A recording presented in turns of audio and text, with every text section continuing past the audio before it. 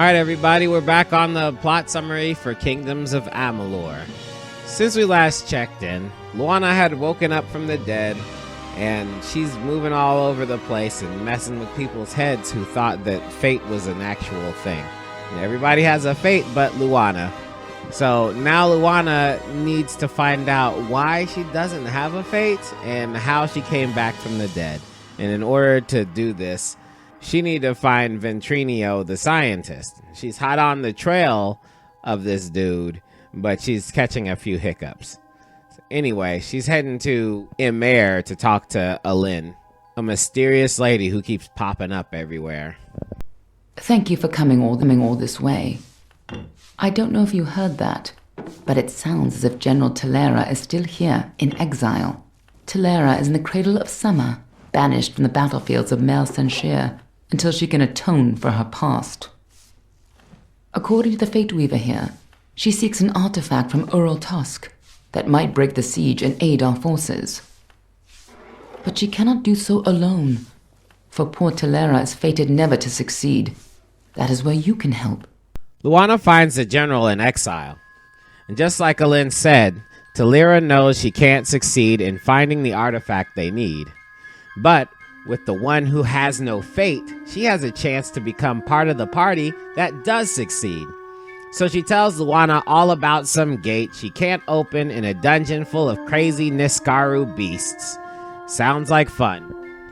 The Niskaru are beasts that come from a dimension that the Tuatha keeps summoning them from.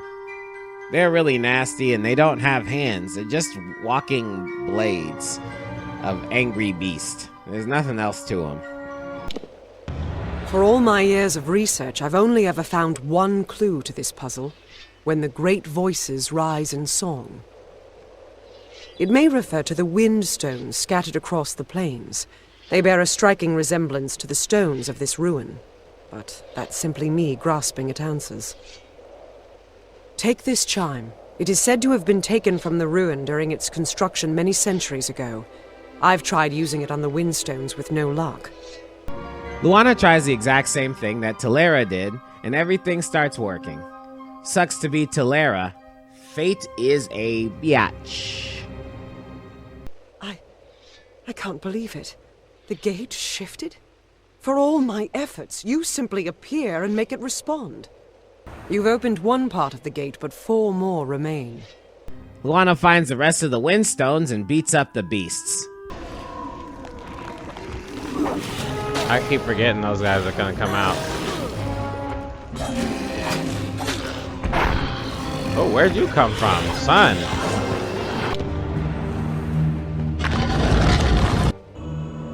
You've done it. The ancient Irathi sealed this place centuries ago, and it opens to welcome you. Incredible. So the two go through the dungeon to spear the artifact. We're close now.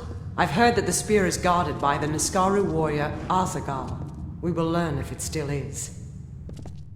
Now, even though the general is not fated to succeed, for some reason she jumps up there and tries to pull the spear out of its holder. Then leaves Luana all by herself to face a bunch of Niskaru and that big-ass Azagal dude she was referring to. Thanks a lot, Telera.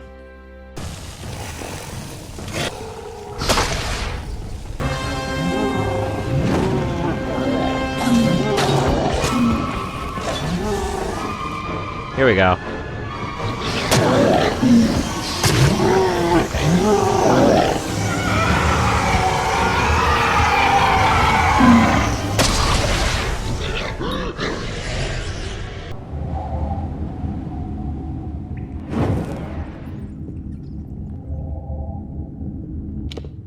I don't know what to feel. All the years I spent trying to claim this weapon, and I never truly thought I would. I was not fated to have it. Not until you came. This will end the siege of Mel Senshe.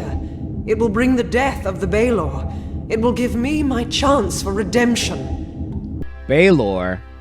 Who or what is that? My day will come when Baelor is dead at my feet, and I would be honored to have you beside me then, too. Meet me at Rathir, the city in the east. Together we will break the siege of Mel Senshe and turn the Tuatha tide. In Rathir, Telera is complaining because she can't get that army from a guy named Karth. Of course, Luana has to do everything, so she goes to speak to him. Look to Rathir's sister across the strait. Her battered walls, her burned gardens, her back broken from a decade of war. We take in refugees. We send them food that we can spare. We try to ease her pain. But for 10 years I stood here and watched her die slowly. And now you, a stranger, think to convince me to commit the whole of this city to saving her because our army's greatest failure has recovered some old relic. Fortunately, I have been giving Luana persuasion skills. Mel Senshe stands as Rathir's eastern shield. Even now nearly broken, she still stands. This city can do nothing for the fortress, but perhaps its people can. The wounded we have here wish to return to fight for the fortress one last time. I'll tell them to meet you at the docks, and take this as well from my own collection. May it be of use to you in the coming battle.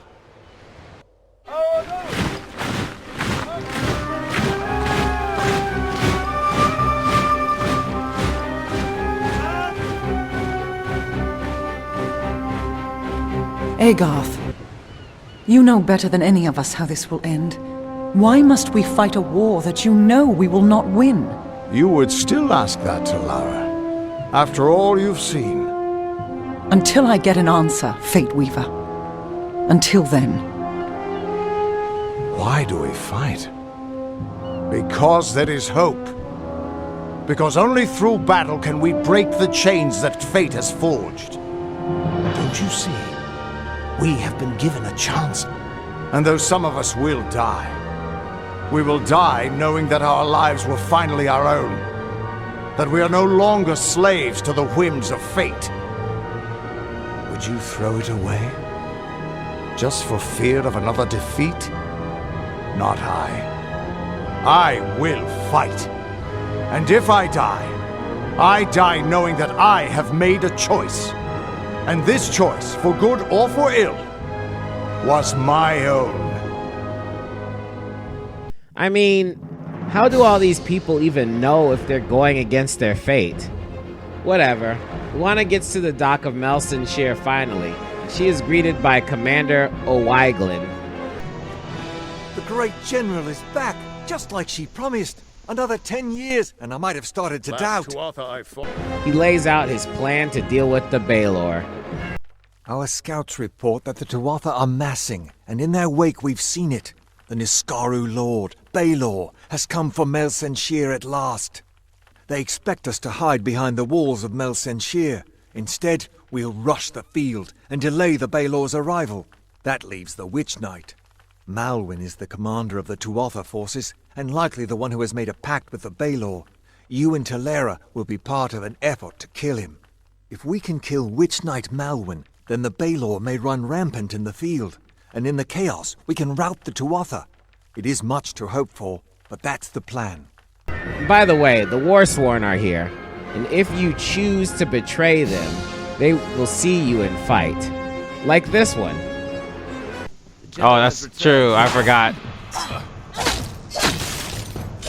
Or this one.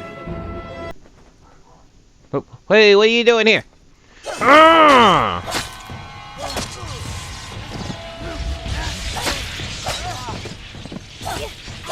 What is Telera doing back here?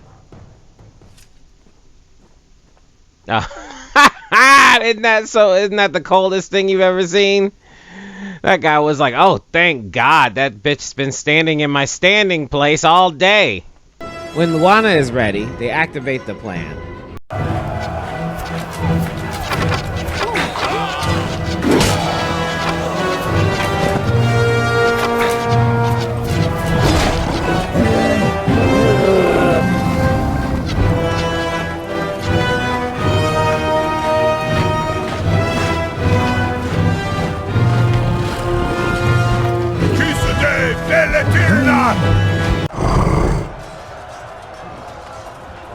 Hore Sunera Alfor!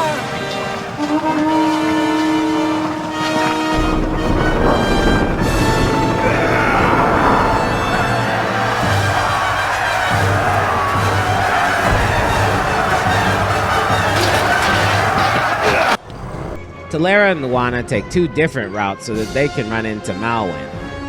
It's a great section, but when the paths reconverge, Telera has found Malwyn first.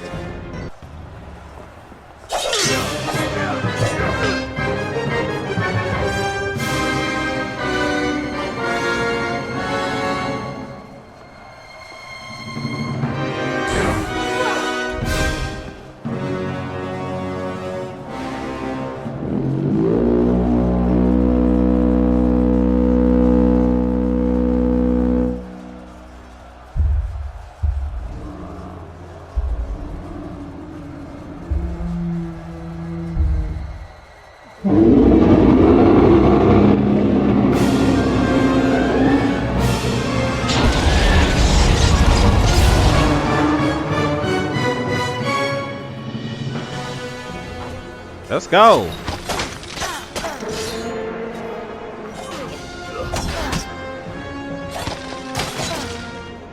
Come on, fam.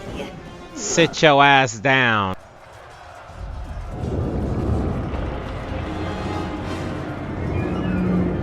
This is our chance, before they can regain control of the creature. Ah!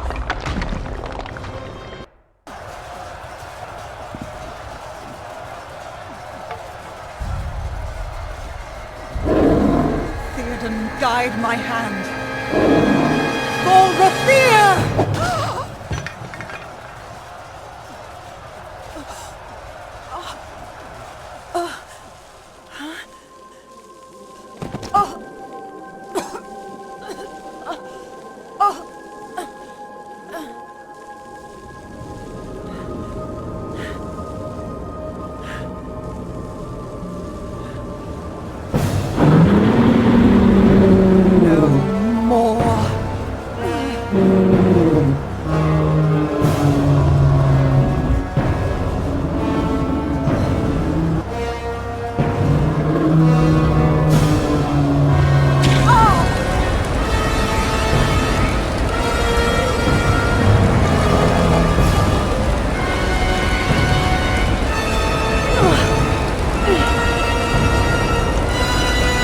This ends here!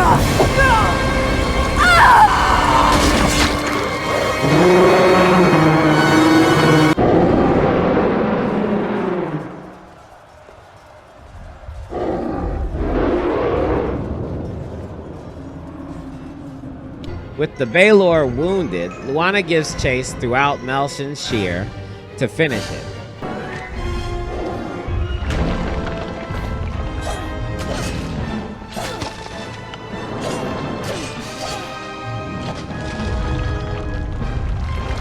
All right, here we go.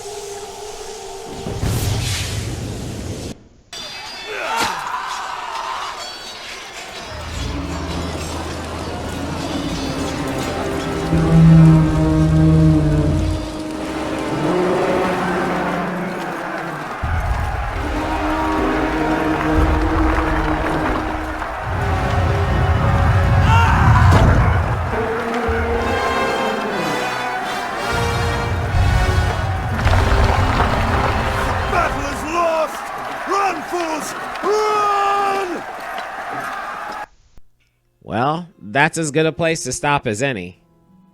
What I really liked about that sequence is that Telera got shot right when she was about to succeed because she was fated to fail. But she found the strength to go against fate and did succeed. So on top of that, she died and it still had impact. I mean, she didn't have to be Luana's mom or dad or mentor of some sort. She was just a badass lady that got the crap end of the stick. Although I have to be a little upset that she got hit with the arrow while she had a full suit of armor on. That never doesn't tick me off when that happens. Anyway, that's a good way to stop at the main story, and we're going to go ahead and move into some of these faction missions. Probably get about 3 of them in before we continue. Maybe all of them. I don't know. Anyway, we'll see you guys on the next one. Peace.